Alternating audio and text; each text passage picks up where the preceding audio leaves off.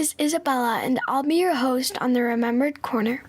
On these episodes, I'm going to showcase my hometown, Medicine Hat, Alberta. Medicine Hat is a place that's very near and dear to my heart. It's where I was born, and it's where I call home today. And I'm excited to share with you some of the reasons why I love it so much. Whether you're a lifelong resident of Medicine Hat or just discovering it for the first time, these episodes are for you. So sit back, relax, and enjoy. On this episode, I'm in Medicine Hat Historic Clay District. I sit down inside a large old kiln and interview a local artist and education coordinator at Medalta Potteries. In the west of Canada, you will find the province of Alberta, which is one of the 3 prairie provinces. Alberta is renowned for its natural beauty and boasts 6 UNESCO-designated World Heritage Sites. Located in the southeast corner of Alberta, you will find the city of Medicine Hat. It's not uncommon for smaller cities or towns to be overshadowed by larger cities. Medicine Hat, Alberta is no exception. However, this doesn't mean that Medicine Hat is forgotten. It is a vibrant city with a rich history, culture, and natural beauty. I want to showcase some of the many attractions that make this place special on these episodes. While it might not receive as much attention as larger cities, Medicine Hat has much to offer and should not be forgotten, but instead remembered.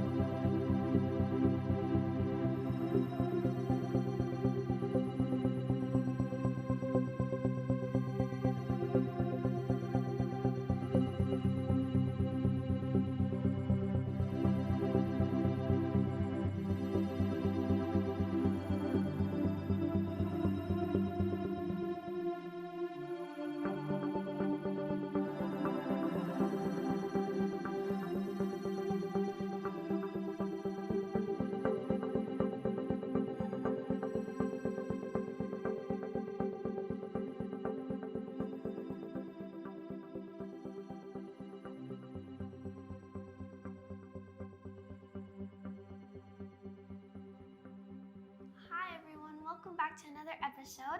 Today I am here with Wendy Struck, and I'm going to be talking about Medalta, the Medicine Hat Historical Clay District. Here she is. Hi. So I have a couple questions for you today. So it's about the Clay District. So how long have you been working here for?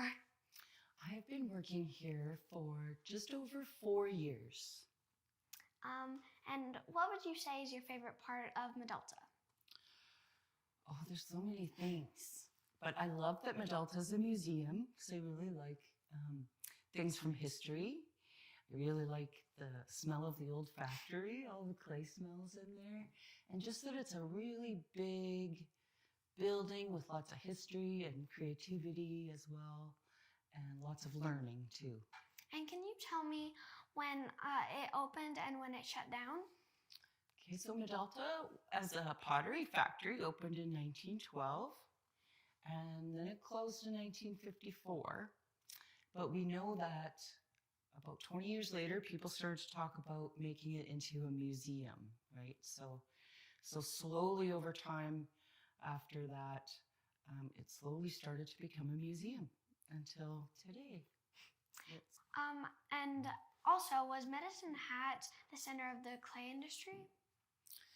So Medicine Hat had lots of clay factories that used clay as the building material.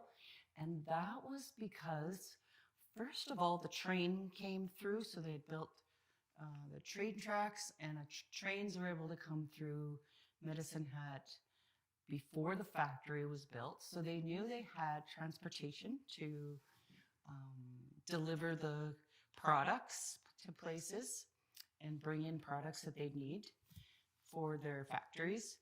Also, there was lots of clay in the ground around here, so really good clay for bricks, for the brick factory. And nearby, in other areas that weren't as close, but nearby, there was good clay for pottery. And the other thing that was in this area is the natural gas, right? So there's lots of natural gas that they could use to fire the oven, like the one we're sitting in right now.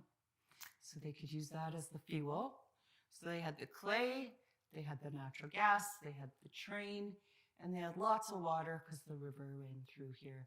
So they had all the things that they really needed for clay industries. So yes, I think Medicine Hat was really popular for, like it had lots of factories that used clay because of those reasons. And while we were talking about the kiln, was the wood on here? Because I know that it got really hot, so would it burn down the wood, or how would it look? Right, so we're sitting in the kiln on a wood floor, but when it was used as an oven, the floor would have been made of bricks. Right? Can you tell me how hot it got in here? It got up to 2,000 degrees, sometimes hotter. It depends on the clay that they were firing. And sometimes hotter. We always talk about the kilns being hotter than a volcano. And if they were hot, how would they tell when their pottery was done? Because I know they don't have a stopwatch or phone to tell them. Right. They had these little cones that were also made of clay and be put in some of the little holes that are around the walls. So they could look from the outside. They could peek inside. You have to put a glove on because it was still hot, and take a brick out, peek in the little holes, and the little cones would start to fall over, and they could tell how hot it was by watching those little pyrometric cones, they're called. And what was the process of how they got all the clay, and where did they get it from? Okay, so like I said before, there was clay in the river hills around Medicine Hat, and that was really good clay for bricks. But there's lots of different kinds of clay. So it was good for bricks, not so good for pottery. So they would get some of their clay from East End, Saskatchewan, which isn't very far away, and some from Cypress Hills too, which isn't very far away, and some others from further into Saskatchewan. So kind of in the whole region they'd get clay. And how would they move it from one area? So let's say Cypress Hill. How would they move it and then get it to Medalta?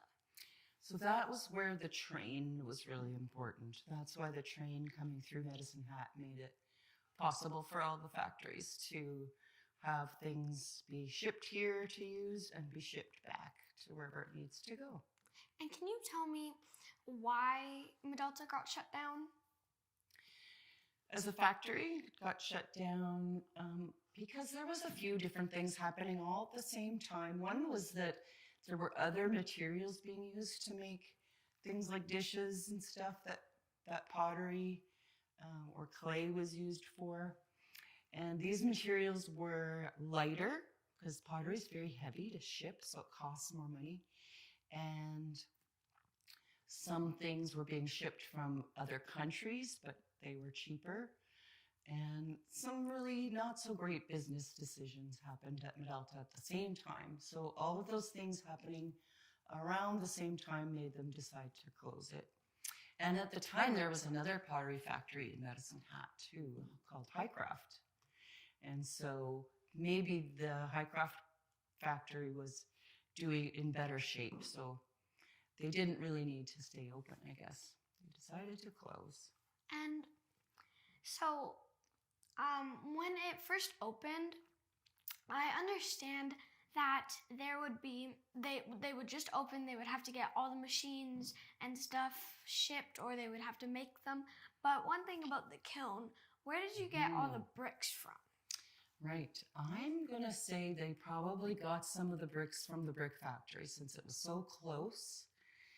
And not only was there a train that came through Medicine Hat, but because there was many clay factories, factories that used clay in the same area. And that's what we call the historic clay district now, right? So there was a train. It was called a spur line. So part of the train track would divide off from the main station, and it would come by all the factories that used clay. And they would drop things off that the factories needed, pick things up that maybe had to get shipped to the stores. And the brick factory is close by, so the train could have maybe just picked up those bricks for us and then dropped them off. That's how I think maybe it happened. Thanks. So if we were talking, well, we are, but if we were talking about what is Medalta today, is it still a factory? Because I understand that they still make stuff here, but I also understand that it's a museum because there are collections and old pottery still here. That's right. So it is mostly a museum now. We call it a museum, but we do lots of different things here. So it's mostly a museum, but there is still pottery being made here. And you've met Lisa, who works in the production studio. And that's where all the pottery gets made now. And she makes pottery for the gift shop here in the museum, but she also does make pottery for different stores and different companies who might want sometimes some specialty items, like a coffee shop might order some coffee mugs. So she still does make a lot of pottery, sort of like a factory, but just a little smaller scale. She makes maybe hundreds of pieces at one time instead of thousands. And she has one helper, Tanya, who works in the production studio with her 3 times a week. So there's mostly just those 2 people who make all of the pottery, the Medalta pottery in the gift shop. There are some artists who sell their pottery in the gift shop as well. And do they still make clay here? Sort of, yeah. So Lisa in the production studio, she sort of makes clay, not in the same way that they did at the factory, because they had to really go from just crushing rocks and adding water and mixing it up. And most of that is done over at Plainsman, where we get our clay from. But I know Lisa sometimes makes glazes and slip, the liquid clay. Okay. So how does she make the clay? I know that she makes it she doesn't make it like how they used to, but when you say she makes a bit of the clay and the colors, what does she usually use? Yeah, so when she makes a liquid clay, she has to use certain types of ingredients to mix in with the clay. And then, of course, she adds water. And then I believe she puts it in a big mixer, right? Because it has to be all mixed up nice and smooth. And besides the liquid clay, we use clay in the mud form. And then she doesn't really have to do any making for that. I think though she makes glazes. So glazes are not glaze, but the underglaze, the colors, is actually made out of liquid clay too. And then there's a little bit of color stain in there. So she'd have to mix the color into the liquid clay. And does she use a special tool to paint it on or something? Yeah, I think we've seen a demonstration. I believe she has like a little brush. And a lot of times with the bowls and the cups, they have it on a spinning machine, right? And as the object spins, then they can sometimes they use a sponge actually to apply the color. And then she can hold it on the rim of the bowl. And as it spins, it goes around nice and evenly. Since we were talking about Lisa and her partner, how many people work here? How many people work here today?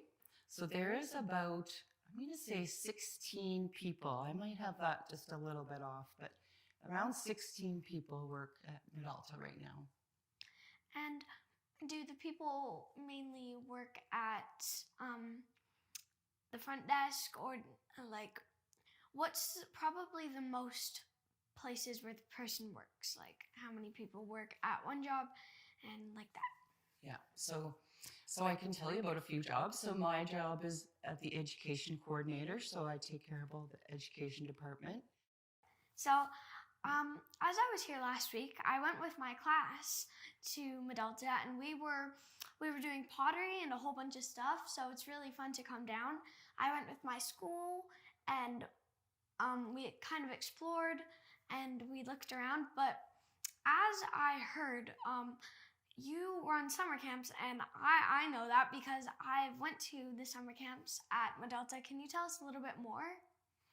Sure. So our summer program is in July and August, and we have two different age groups, so 6 to 9-year-olds and 9 to 12-year-olds. And we kind of do similar things in each week. We do lots of scavenger hunts and exploring the museum, and let's see, what else? We go to the parks, we go to the water park, we do lots of trail walks.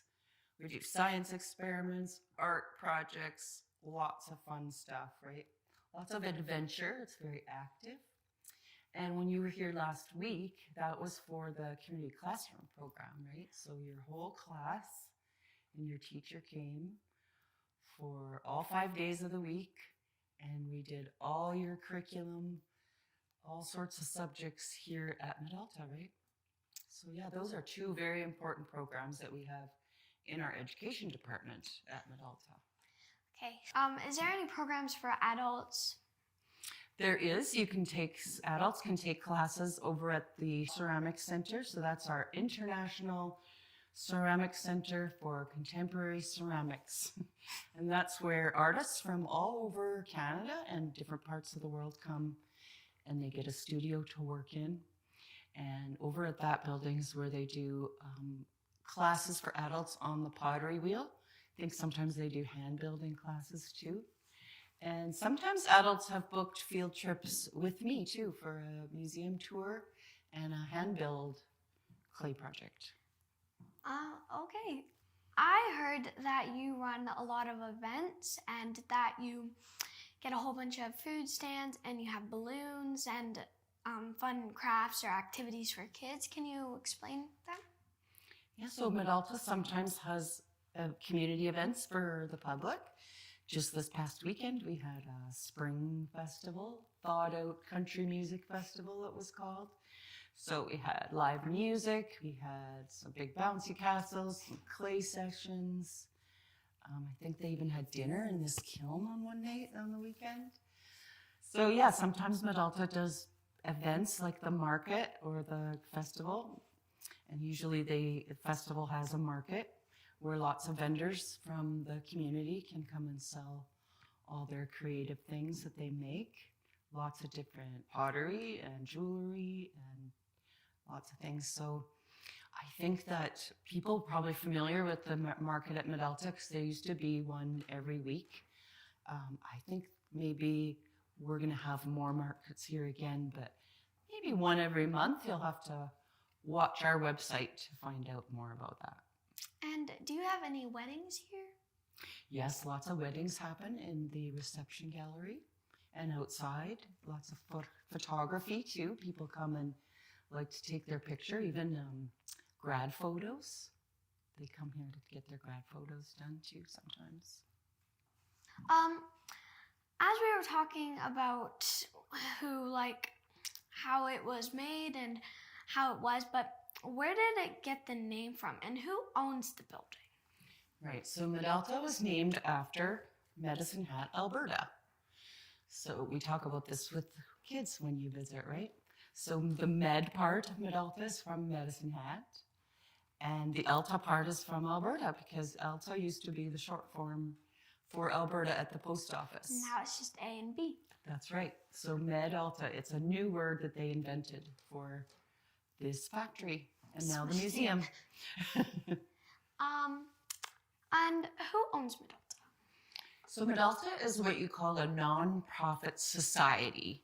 So that means that it's not really owned by anybody. It's a society and a board of directors run it and decide sort of what is going to happen at Medalta and what the vision is. And the Friends of Medalta Society is what the society is called. So whoever is a member, and you can become a member if you like to, those people kind of are the ones that can make decisions about Medalta. Medalta has what's called an annual general meeting every year, and that's where all the board members, and if you're one of the friends of Medalta, so if you've paid a little membership fee and you're able to vote on the decisions, you can come to the meeting and see how much things have cost and how Medalta is doing and what's up for the future of Medalta. So I guess the answer to who owns Medalta is sort of, we all do, the whole community kind of does in a way. But it's the Friends of Medalta Society that operates the buildings that make up Medalta. So pretty much everyone here kind of owns it. Kind of, That's yeah, kind of cool. in a way, yeah. And one question about, it might be a tough one, and I don't know if you'll know the answer, but do you know how many pieces of pottery are here? Oh, in the museum? Yeah, and even Tony's. Yeah.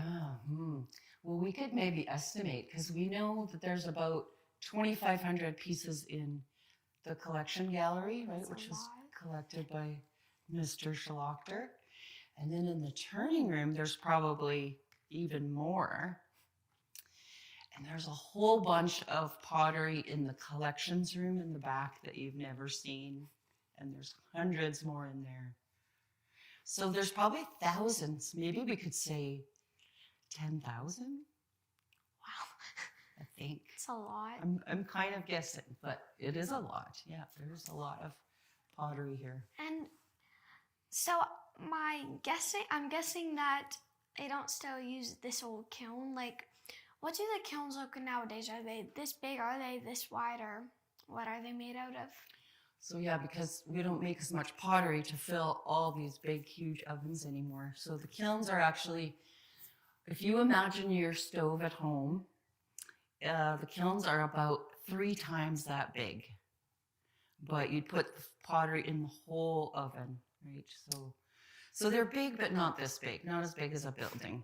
And I think in the production studio, there's about 5 fairly big kilns and then one that's really big. And that's a gas kiln, but all the other ones are electric. And how many pieces of clay can you fit in? Oh, well, it depends how big they are. The kiln that I use for all the students is about the size of a regular oven, maybe a little bit bigger. And usually I can fit, if we make our pieces about, the size of our fist or something, that's usually our clay projects are. Can usually fit maybe almost 100 in there. Oh. If they're not too big. I thought you could only fit 7. If they're flat, I can stack them up so I can fit a lot more. And how do you get them also clean? Like, do you still use molds? Like, they're always so nice and smooth and straight. Like the clay projects we make or the pottery? Yeah, the pottery. The pottery, yeah. Yeah, so, the people who make the pottery have had so much practice. They're really good at it. And they do smooth out the seams when the pottery comes out of the molds. If it was made with liquid clay, then they do have to trim the seams off. And they've just had a lot of practice. They're able to do really slick, polished result. And if you were to say, do they still use machines, and how many machines in Medalta still work, or are there any that don't work? Right, so you're right. There's at least 2 machines that are very old that are still used today. One is the Weeks machine that makes crocks, and that was made in 1908. Whoa. And then one of those little jigger spinning machines in Lisa's production studio is also very old. In fact, when the pottery factory was open, they bought it secondhand, that machine. So it's very old. And she still uses it now. Yeah. And Have you ever messed up doing clay? Like, have you ever dropped something, or have you ever tried to make it into something else or tried to fix it, or do you just throw it out and restart like they did in the olden days? I haven't had any really big accidents, but I have dropped some things, and I just remake it or repair it. I haven't broken anything of anybody else's so far. And once our clay projects are fired, then we can glue them back together if anything breaks, right? Yeah. I know that there are a lot of different places in Medalta that you can go through and visit and look at, but the old factory, is it still open? And when they try to repair it, were there a lot of plants or animals just living in it, and why didn't they destroy it? Right. So there were a lot of buildings here that were part of the factory when it was open that aren't here anymore. But the old factory is still here, which is nice because it's a very interesting and historic part of Medalta. Right now, the old factory is being renovated a little bit to be more fire safe. And we do have animals sometimes come between the time that the factory closed and the museum opened. We're pretty sure the rabbits and snakes and gophers and the deer kind of moved in. And we used to find lots of mice and snakes in the building. But the snakes don't come in so much anymore because some of those holes where they were getting in were filled and fixed. Do you have any bats? And the bats come in the summertime, yeah, in the old factory. So in the winter, they go and migrate to warmer places. But once it gets a little warmer again, the bats will come back and they just hang around up in the rafters in the old factory. With our little mice friend. Yeah.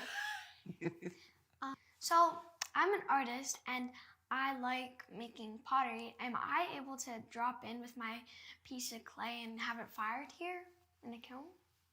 So what you can do is you can call Medalta. We do have kilns that can be rented. And we have a studio technician. His name is Dan. He works in the ceramic center, so the other building on our site. And so people can call him up and arrange to have a kiln rented, or even just drop their projects off and have the studio technician fire things for them. So we do have that service on site if you need something fired. Thank you, Winnie, for your time. I really appreciated all the information on this, and I thought it was really cool to learn a bit more. And since you always are here, I would really like to come and do another video with you, so thank you. You're welcome. Anytime, Isabella. Thanks for coming. And everyone, thank you for watching, and I will see you on another episode. Bye. Okay.